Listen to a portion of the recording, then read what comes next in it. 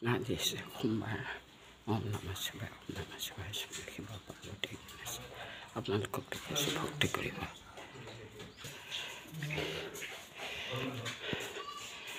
খজুৱাইছে নেকি কচুখিনি? অলপ অলপ ধৰিবই এনে কচু হ'লে খজুৱাই পেলাই শাহু হ'লে নচুৱাই কয় নহয়, সেইকাৰণে অলপ খজুৱাব লাগে, তেতিয়াহে গলাটো ঠিক হয় বোলে। অঁ কচু এই খজুৱাবই যিমান ভালদৰে বনালোঁ। আৰু যিমানে ভাল শাহু নহওক বোৱাৰীয়েকক নচুৱাব। খাই হ'ল? অঁ পেট ভৰিলে? আৰু এতিয়া তুমি নিজৰ কাম কৰিবানে আৰু হেৰি মামাহঁতৰ লগত দৌৰা দৌৰি কৰি থাকিবা কোৱা? এইটো হ'লে মই বেয়া পাম কিন্তু দেই, নিজৰ কৰ্তব্য নিজে কৰিব লাগে। মই যোনটো ভাল পাওঁ সেইটো কৰিবা, নহ'লে তোমাক না ভাত খোৱা স্কুলত নাম লগাই দিব লাগিব।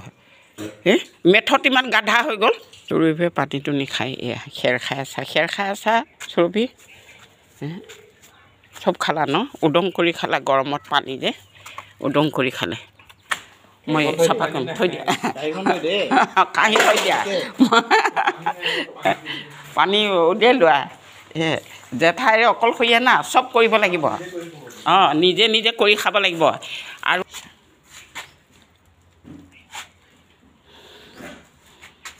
ডালমিয়া 500 টকা দেই, থৈ দিয়া থৈ দিয়া। বৰ্তন ধুই আছোঁ, খোৱা বৰ্তন চাক।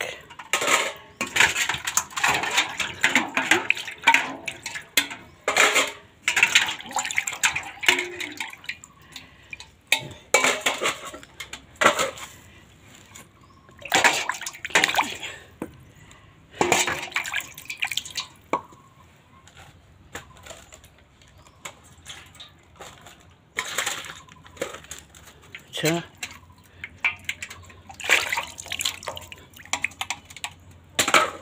হয়, মুৰ্গী দুটামানহে আছে, সেই দিগদাৰ কৰি আছে।